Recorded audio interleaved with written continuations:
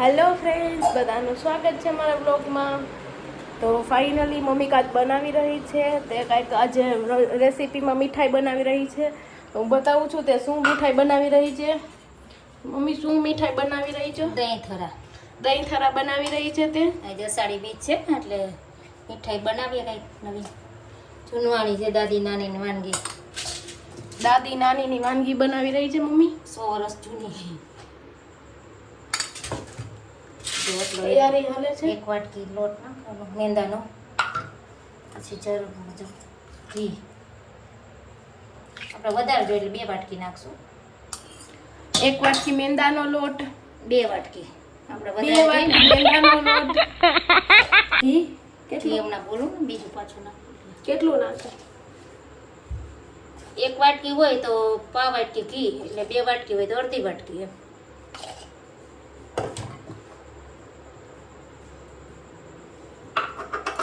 અડધી વાટકી ઘી, પછી ચોથા પ્રમાણમાં નાખ્યા ઉમેરવાનું બધું.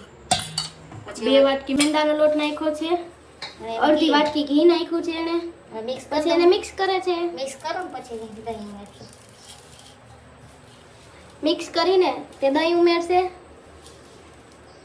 તમે મારા વિડીયોમાં બન્યા રહેજો. છેલ્લે સુધી મમ્મી શું બનાવે છે હું બતાવીશ તમને બધું. છેલ્લે શું બને છે પાણીનો હોય, આમ ઘીથી ને આનેથી ને કરવાનું. પાણી વિના ઘીથી, સ્પેશિયલ ઘીમાં બનાવવાનું. મસ્ત થાય. સાટા ટાઈપ ને એક જાતના સાટા જ કહેવાય આને. એક જાતના સાટા જ કહેવાય. પણ આ જૂનવાણી દહીં થરા, દહીં નાખીને એટલે દહીં નાખવાનું હોય એટલે એને દહીં થરા કહેવાય. દહીં નાખે છે મમ્મા.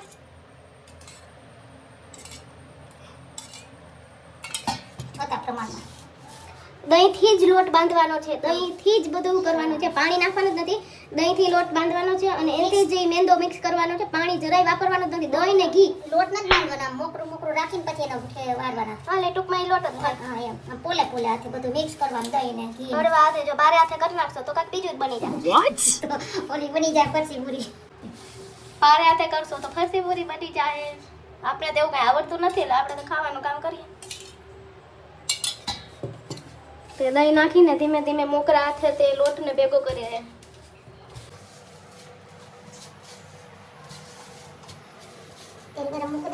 પહેલી વાર બનાવે છે એટલે હું જોઉં છું કે શું બને છે. બનાવી લીધા, એક વખત બનાવી લીધા પણ પહેલી વાર ખાવ પણ હમણાં જ બનાવ્યા થોડા દી પહેલા. ત્યારે શાયદ હું નહીં હોય સર.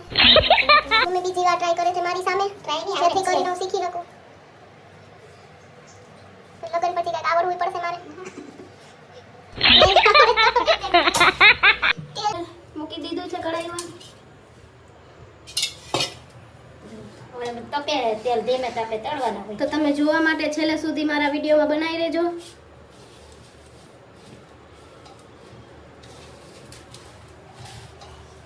લોટ અંદર પોલો પોલો ભેગો જ કરવાનો, પછી વાંચો જવાનું, તળતો જવાનું.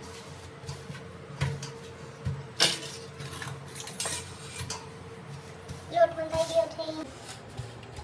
પોલો પોલો ખાલી આમ બાંધવા જેવો ને, એમ પોલો પોલો ભેગું જ કરવાનું ખાલી. ત્યારબાદ એને તળવાનું. હા તેલ મૂકું ને, તેલ મૂકીને તળવું તો પડશે જ ને.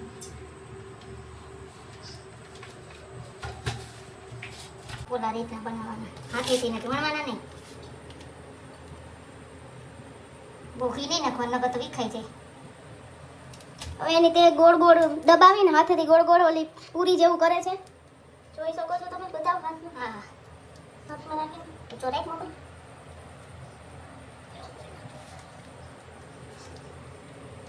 તલ બનાવીને રેડી થઈ ગયા છે. બની નહીં પછી બતા.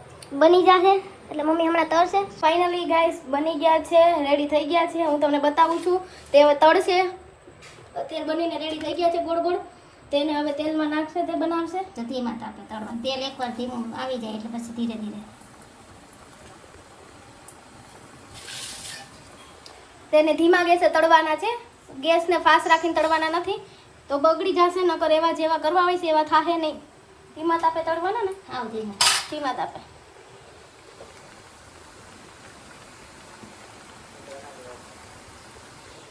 તમે જોઈ શકો છો ધીમા તાપે તળાય છે. તળાઈને રેડી થાય હું બતાવું છું કે કેવા થાય છે. એની રીતે ઉપર આવે ને પછી આપણે હલાવવાનું. તો એની રીતે જે અત્યારે એ મેંદાના કારણે અંદર તેલમાં ડૂબી ગયા છે. જોઈ શકો છો. પછી એની રીતે તે આમ ઉપર આવશે તળીને. પછી ત્યારબાદ આપણે એને બહાર કાઢવાના છે. કેટલી મિનિટ લાગશે? 15 મિનિટ ધીમે ધીમે એટલે બધું થાય તો 15 મિનિટ ઓમ 5-10 મિનિટ થોડા આખી રેસીપીમાં કુલ 15 મિનિટ થાય છે અને તળાતા ખાલી 5 થી 10 મિનિટ જ લાગે છે. ધીમે તાપે ચડવવું પડે નકર તો કાચું રહે અંદર. ધીમે તાપે કરવાનું હોય નકર તે અંદરથી આ ખાજલી જેવું હોય, હાટા જેવું, એક જેથી જાતના હાટા જ ના મિની હાટા કહેવાય આને, પણ આ ચૂનવાણી રિવાજના દહીં થડા કહેવાય. આ હેલી એક રીતે જાતના બને. હાટા જ છે પણ જૂનવાણી નામ આનું છે દહીં થરા. આપણા દાદા નાની કહેતા હતા ને દહીં આ થરા. હેલી રીતે બને એમ ઓલા વાર લાગે થોડી. તેલમાં તળાઈ રહ્યા છે.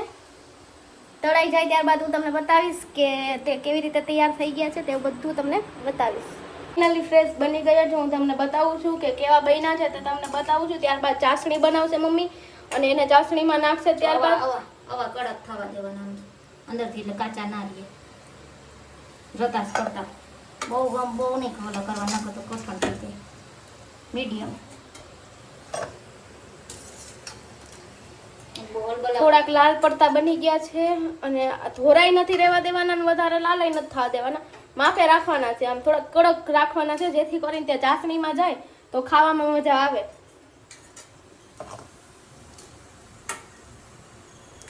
જો આપણે બાજુ ચાણી મૂકી દે. ચાસણી માટે કેટલો? 1 વાટકી ખાંડ. 1 વાટકી ખાંડ લીધી છે. પાણી ખાંડ ડૂબે એટલું. જેટલું ખાંડ ડૂબે એટલું પાણી લેવાનું છે.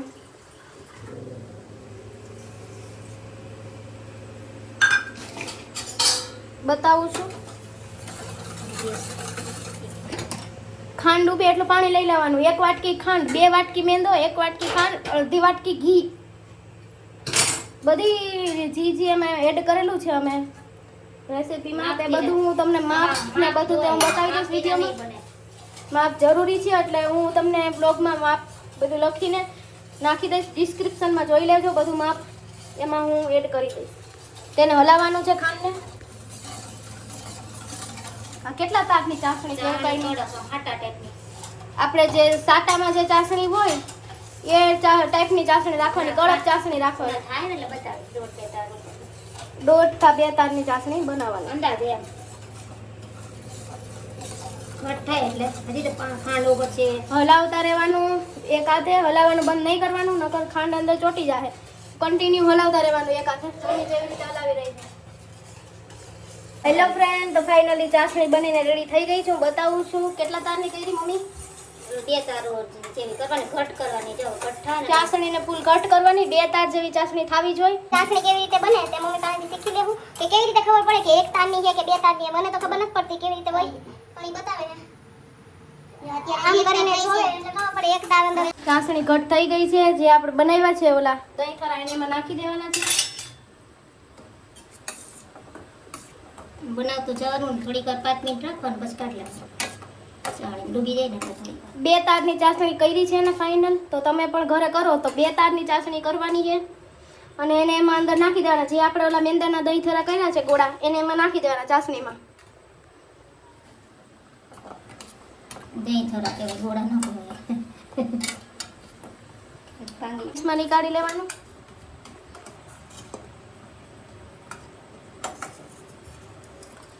ફાઇનલી ડીશમાં નીકાળી દીધા છે મમ્મીએ. તો બતાવું છું બનીને રેડી થઈ ગયા છે. તમે જોઈ શકો છો. ચાસણીની સાથે જ ડીશમાં કાઢી લેવાના છે. પછી ત્યારબાદ એને ગાર્નિશિંગ કરવાનું છે. આટલા બને જો 2 વાટકીમાં. 2 ડીશ બન્યા છે 2 વાટકીમાં. તમે જોઈ શકો છો 2 ડીશ તૈયાર થયા છે. 2 વાટકી મેંદામાં, 1 વાટકી ખાંડમાં 2 બની ગયા છે. બાય ફ્રેન્ડ્સ, હું આગલા વ્લોગમાં તમને મળીશ. ત્યારબાદમાં આગલો વ્લોગ મૂકીશ, એમાં બતાવીશ કઈ નવી રેસીપી સાથે આવીશ કે કઈ નવી રેસીપી મમ્મી બનાવશે. આગલા વ્લોગમાં નવી રેસીપી. ફાઇનલી મારો વ્લોગ પસંદ આવે તો મારી ચેનલ નેહા રાઠોડ વ્લોગને સબસ્ક્રાઇબ કરો, મારા વિડીયોને લાઈક, કમેન્ટ અને શેર કરો અને આમને આમ મારા વ્લોગમાં જોતા રહો અને મને સપોર્ટ આપતા રહો. Thank you guys, bye. મળીશું નવા વ્લોગ સાથે. ટાટા.